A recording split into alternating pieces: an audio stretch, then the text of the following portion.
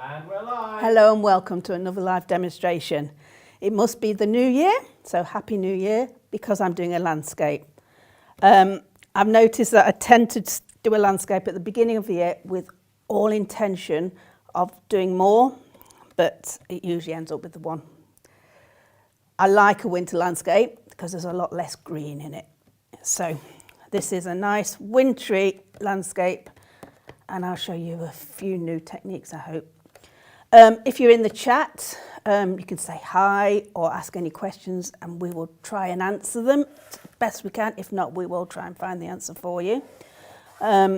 Gary may do some shout outs and I can say hello to you. So this first demonstration of the year using the SAA watercolours, and this is Saunders Waterford paper because I'm going to do some quite wet in wet techniques.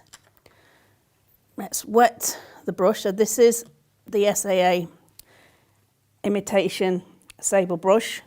It imitates a natural hairbrush, and like natural hairbrushes, you need to ensure that they're fully wetted, and that means really getting the water to absorb into the hair. So with a natural hairbrush, you don't just dip it in the water, you actually soak it, because the hair needs to absorb some of the water, and then that's when you can keep a good point and it works most efficiently.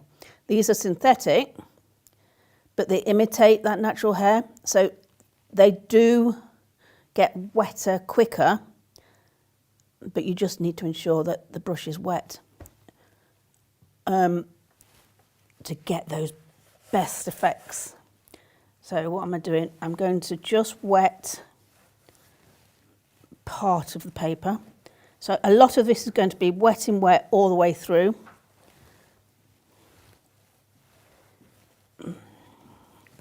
Just wet a bit there, a little bit here.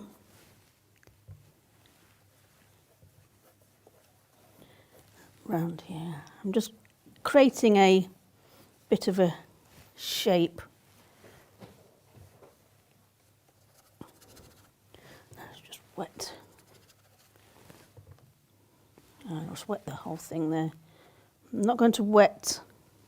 So I've wet the whole sky and I've wet an area down here, and there's a little bit of dryness in the middle, and that's because I want different effects. I want a fuzzy effect as well as a bit of sharpness. And now let's go in with, this is a fabulous colour, turquoise. And another fabulous colour is the quinacridone gold. Now this is a really interesting colour. Got a little swatch. Can you see it at the bottom there, Gary? Put it in the middle. It's wet. Okay, put it at the bottom. So quinacridone, I can talk about mass tones. So as a mass tone, it's quite brown. But as you dilute it, you get these fabulous golden colours come through. So you see that in other watercolours. When they come straight out the tube, they're a very different colour, but it has all these possibilities. Look at that fabulous golden colour, which is what I'm going to use, that really diluted golden colour for the background, and that's what I'm going to put on first. So just put a bit of colour there. Now I'm going to let the paper and the water do the rest of that for me, and cleaning my brush. These are both quite strong colours, so I'm making sure I'm cleaning my brush quite well, because if I mix them together they create a green, and I don't want a green sky at the moment. I want a blue with that golden bit in the middle. So let's just add some colour on here. So we'll see how that's fading through. Just making it nice and atmospheric. So really wet brush, just bring in the colour. I'm trying to avoid mixing the yellow and the blue because that will create a green. But if you just let it, because I'd wetted the paper before, if you just let it move itself, it should be fine. I'll just put a stripe of blue across here.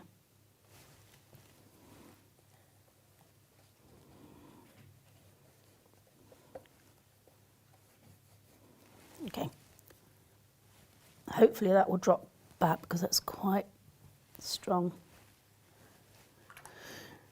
So this is still wet and I'm going to start to add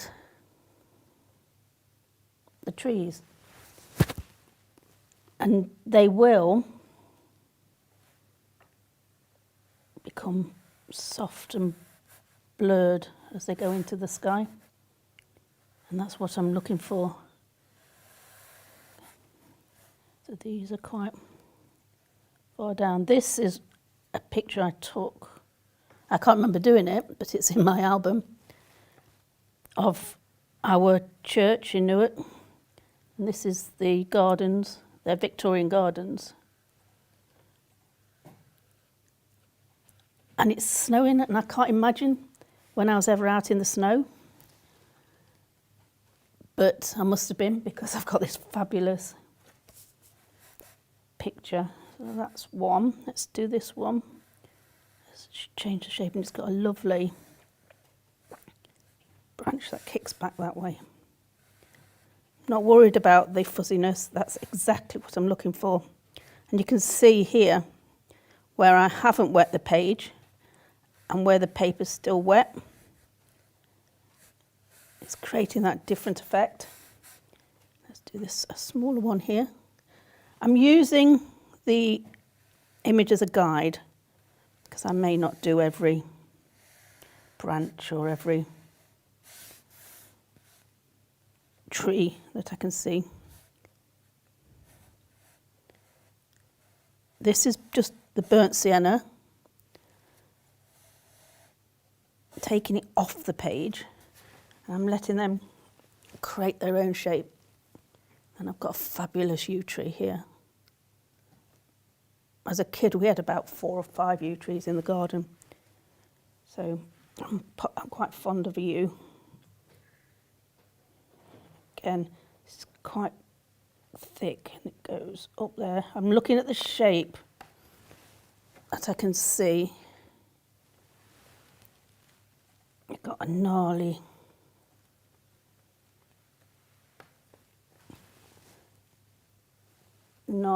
bark, and it's all quite textured, and I'm going to bring that out at a later date, but that's much thicker than the other trees, which are obviously not an evergreen because there are plenty of branches, and it's nice to have the differences. What I'm now looking at is balance, because this is a photograph and nature doesn't create a nice balanced picture. You can try with your camera, but it doesn't necessarily work that way. So what I'm doing is, as I'm painting, I'm adapting it a little bit. I'm thinking, is that all on one line? Let's just bring the trunk down a little bit. And there's a tree here, much smaller one, but it still comes up.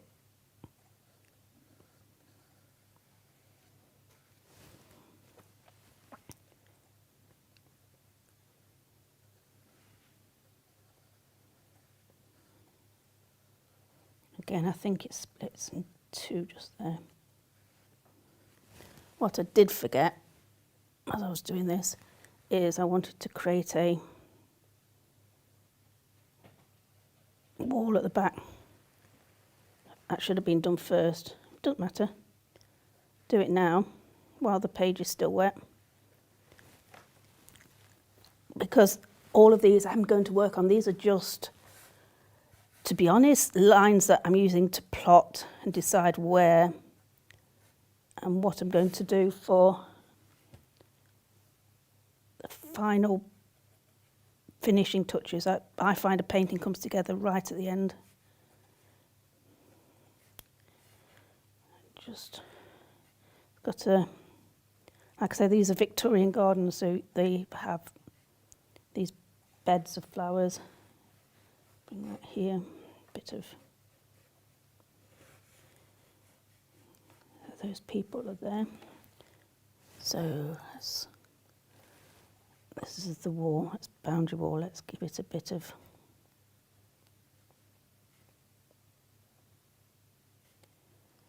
definition. Like I say, using the Saunders Waterford because it does stay that much wetter longer and allows for these effects.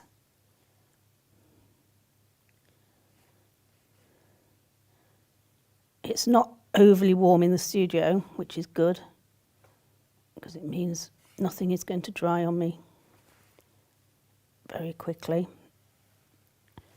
Now this is a 425 paper, and you can still see it is cockling a little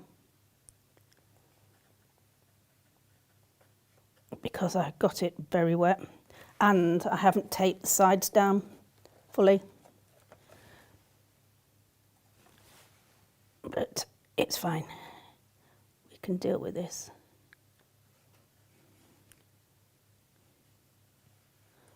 So still just putting in the background. It's probably not straight because I'm doing it at an odd angle, but that's fine. So now add in a little bit more.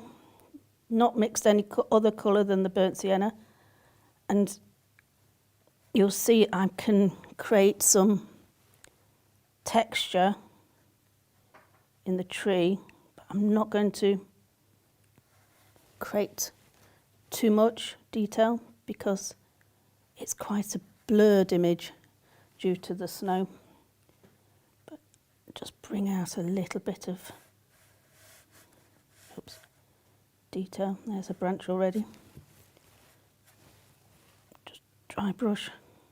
I'm really looking for this soft effect. But they are solid, so they do still need to be grounded and to have a purpose. Because they're in the foreground.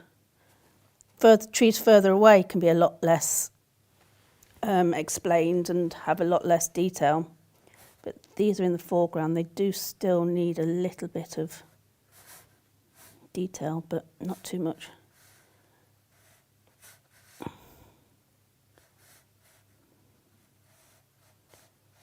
You can see how I'm using the edge of this flat brush.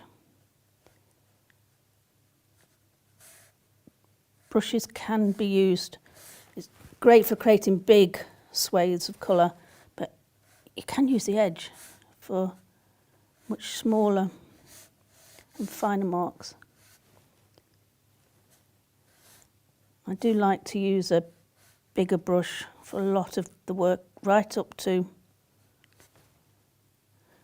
pretty much the end, because then I'm not fluffing and faffing around with detail too early. And I think that's what a lot of people do. They want it to have the detail on straight away, and it's not always necessary. I think that comes at the end.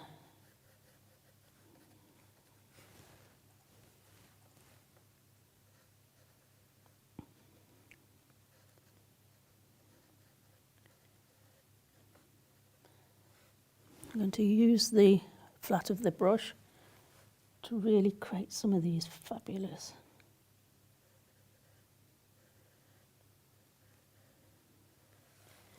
textures. I don't need a lot up there because it's going to get covered with greenery. It's a yew tree, so it still has the needles on in the winter, whereas other trees are bare.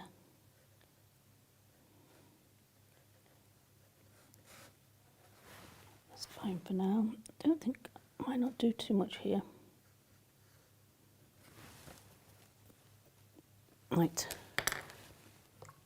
let's mix a green. Now I can mix a green with this turquoise and the quinacridone gold, but I'm not sure I like it as much because the turquoise is a cool colour. You can see this is a cool blue, but it's also quite bright. Drop it down with a bit of brown. That works. And now there's snow on the ground, so I don't want to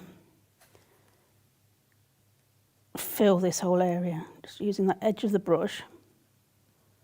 You can pick out where some of the taller plants are coming through the snow. But the snow's already on the ground because I've got white paper.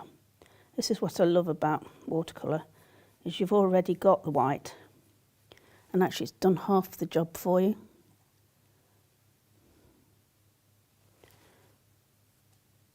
There's no really pretty colour. There's no flowers yet. Let's just use some ultramarine, which I use as a darkening colour. So ultramarine and the burnt sienna I use a lot as a grey or a black. Mix that in with that green, that would darken it, and just darken this edge. See how just using the edge of this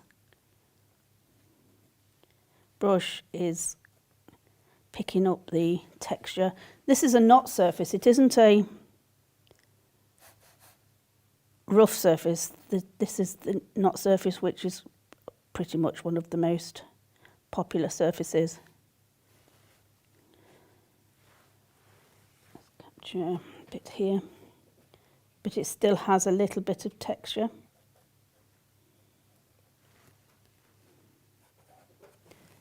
Okay, while I'm doing this, let me put these figures on. So I'm going to mix a bit of the blue, this is ultramarine, and put two little figures on. Turn my brush on the palette, make sure I've taken off moisture so it's not too wet.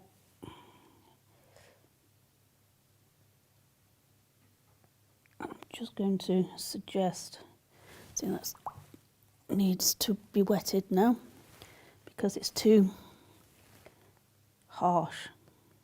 So just soften. I think he's got a backpack on, comes down here. Makes these, gives proportion to the trees by adding these figures.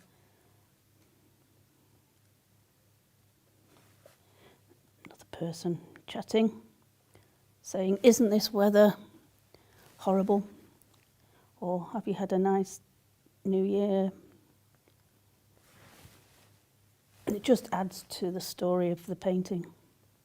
Paintings do need a story sometimes. Bit of the burnt sienna in, just so it's not completely blue. Right, let's get this figure actually touching this figure or overlapping so they're not separate. And all I'm doing is looking at the shapes, proportion of the figure. It has legs. Okay. Anita, yes. I've got a question about paper for you. Okay, yes. So Amy says she prefers hot press paper. Yes, that's and she thinks she's in the minority being a watercolourist liking hot press. So what's do you like a textured surface more? I do texture surface for pretty much everything, including fine drawing.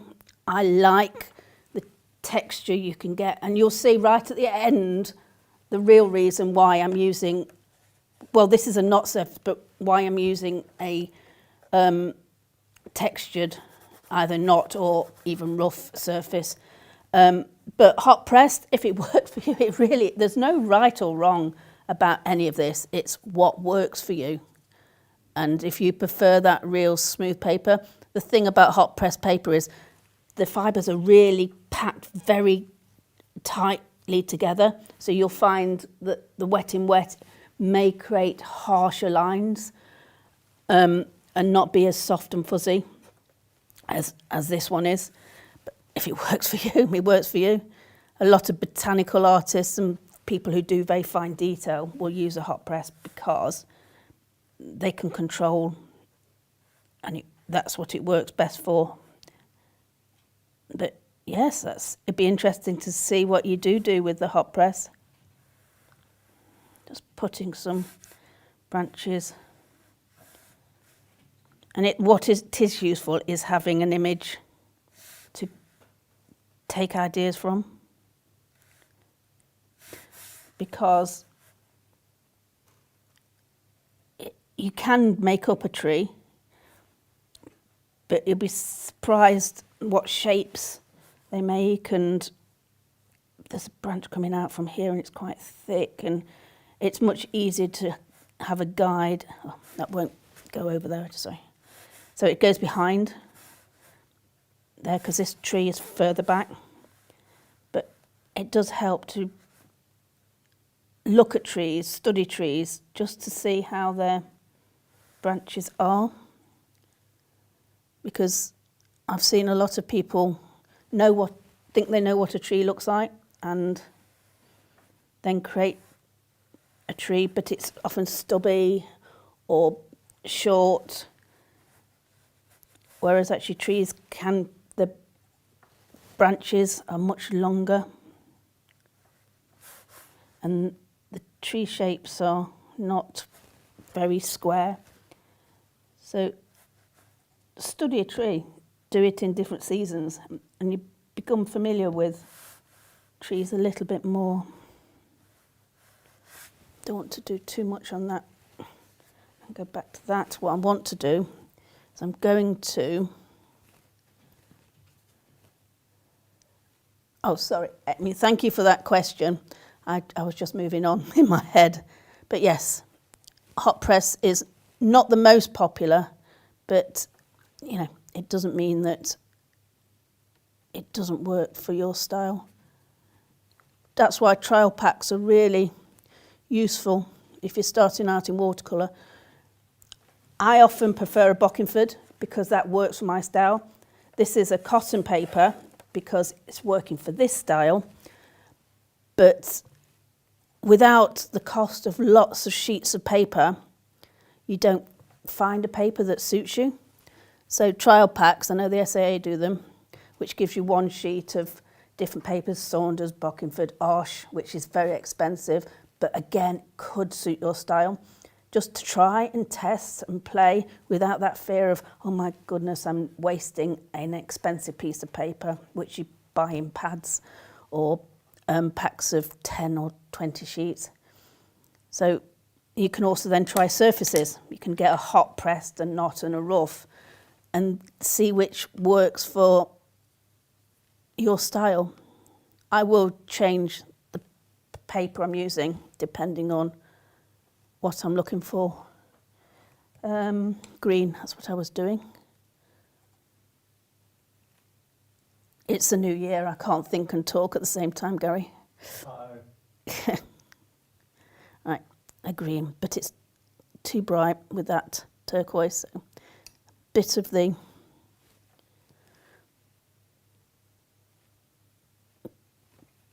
umber.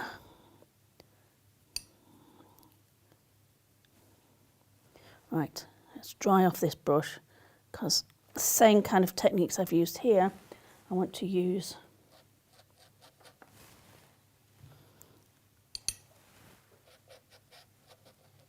To bring the yew branches down.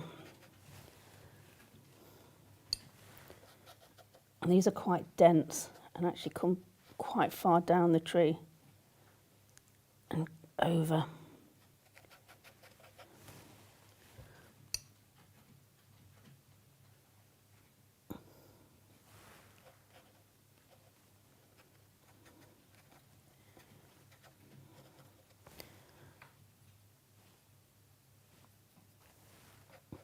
You can see I'm covering a lot of that branch, trunk, sorry. But these transparent colours will allow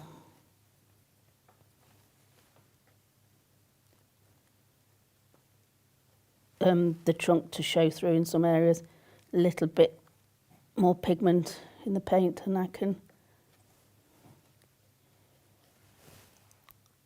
cover up.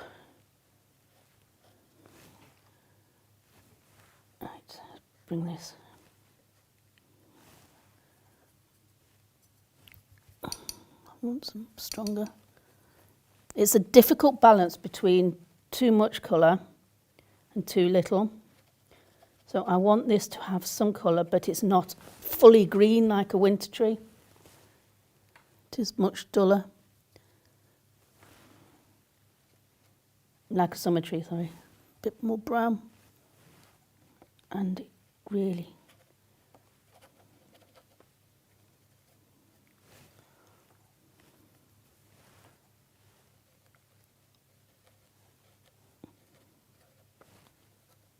take it out even more.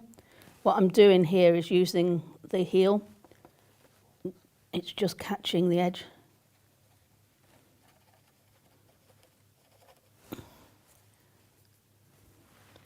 And then this tree also has some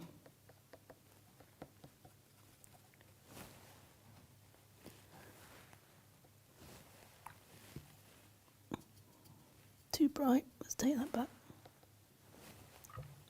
Right. A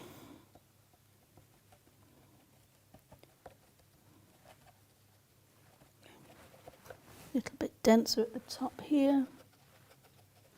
I'm going to use a wet brush, make that less textured. Right, I'm going to just pick up a little bit of detail just to show that it is a U. Don't need to really worry about detail, but sometimes a little suggestion that what the leaves look like, are they big, broad and flat, or in this case small needles. Not too much, again a suggestion.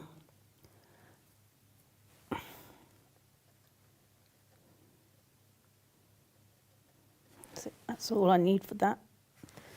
Right, now I can just, like I say, ultramarine and burnt sienna. They are great colours for dulling down a brown. You can create a much darker brown or a greyer brown, and this needs a little bit in here because that's quite bright. Just glaze over with a darker colour in order to take this back. And actually I'm going to sharpen this edge because the snow is quite sharp there. Again with this tree, not taking too much up because I quite like the areas at the top.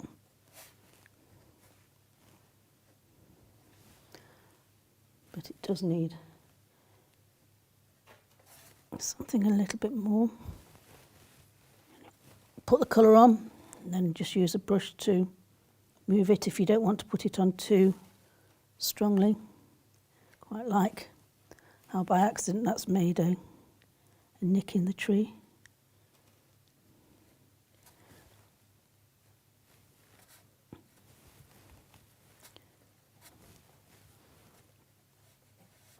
So you use your brush not necessarily with paint on. A lot of the time I will put the paint on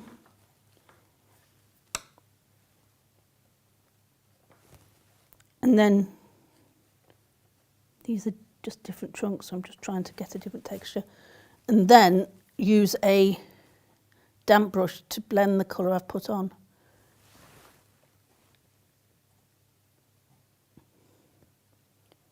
Just showing this is a different textured tree.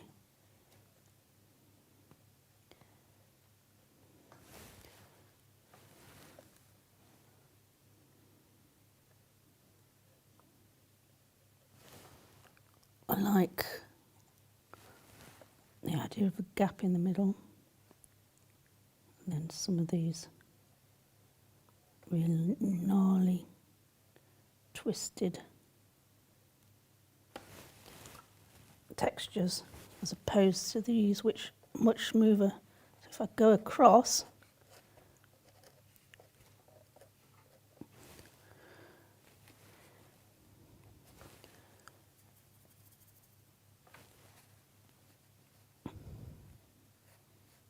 I'll hopefully get a different texture there. Right, need a little bit of shadow under the tree.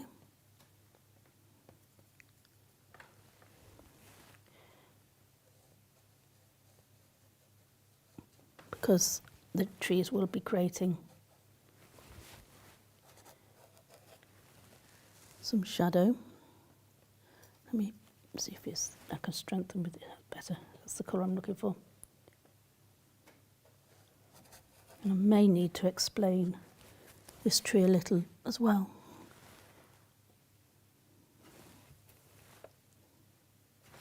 Right, let's have a look. This needs a little bit of, so I'm using a damp brush,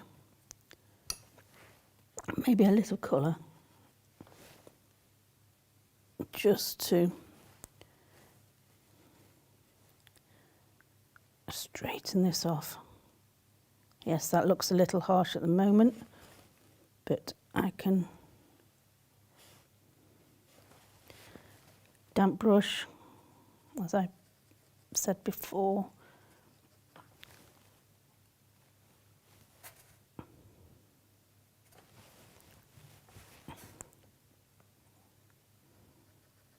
Just scrub it and take it back again. It needed a little bit more definition, but you'll see in a minute, literally, I'm going to just put the final touches on. I'm waiting until the page is a little drier.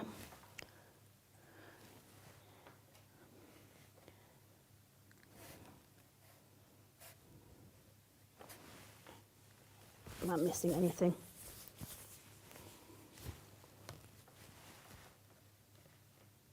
Maybe I can higher this wall a bit. Okay.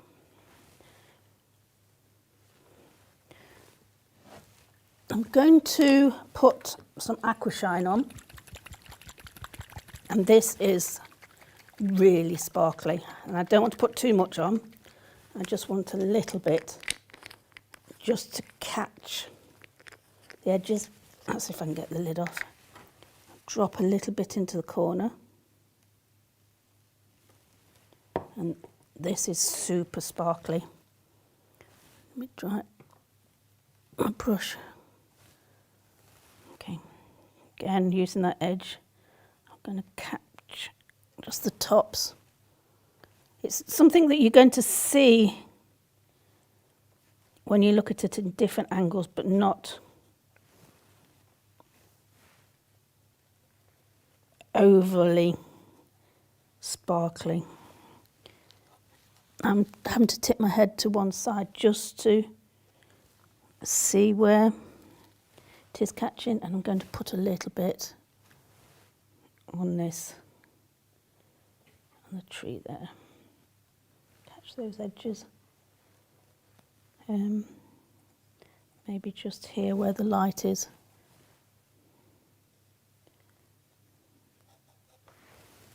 So easy to do too much.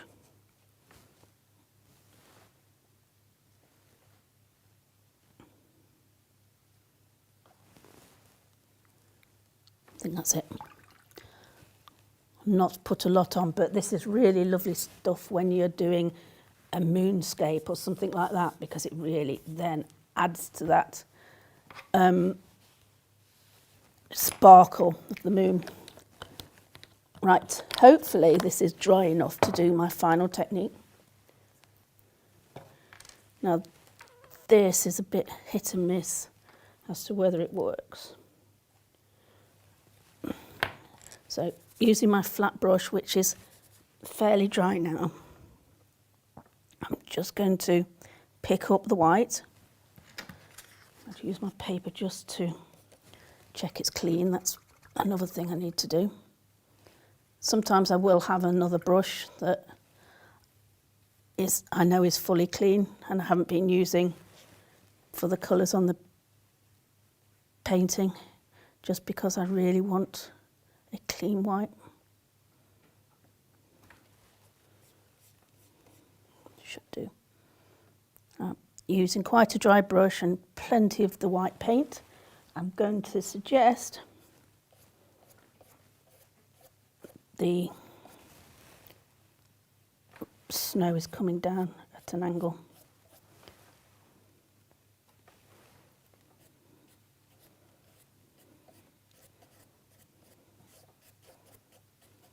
I'm doing all of that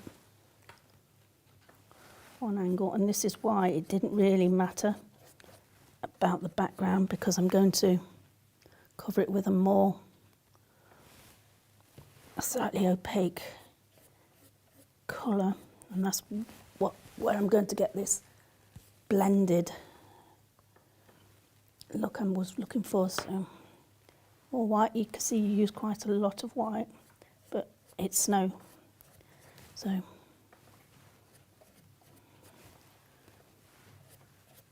this is where the textured paper really comes into its own.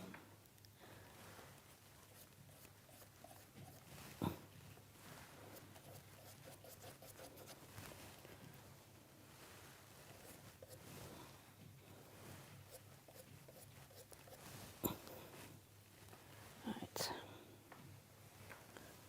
Is that enough? I think I can be brave and do a little bit more. It's a really, really snowy day.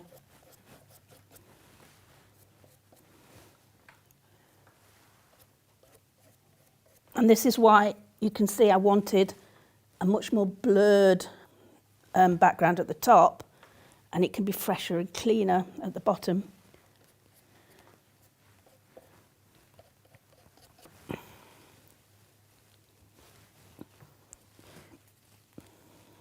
Right, a few more marks with the white. Just want to get some. I think this is probably still a bit wet, that's why I'm not getting those stronger whites.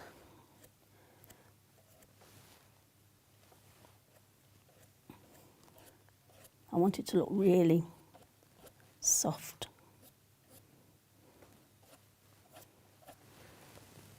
Okay, I will overdo it if I do too much. Okay, so I think that's done. Maybe a little bit of shadow in here. I might use the turquoise just so it's not quite as flat. Just a little bit more shadow.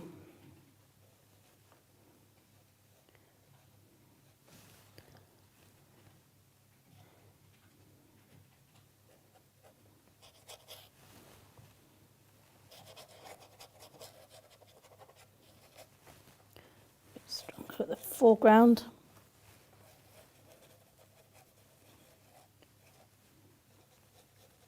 Maybe a little bit behind here, just because it is in shadow. So I'm going to keep working and lose some of that quality I've got in this painting. And now for the really fun bit, I've just got to find which end I can start with. And for the big reveal, I love this bit.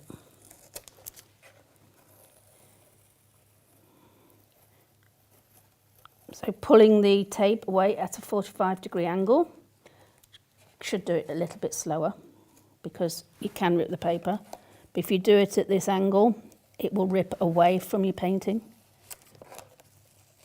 I did already take some of the stickiness off the tape before putting it on.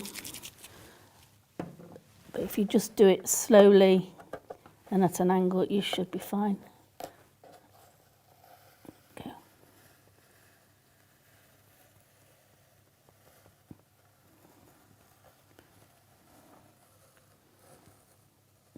Voila, there we go. So I hope you enjoyed that, and join me again next week for another live demonstration.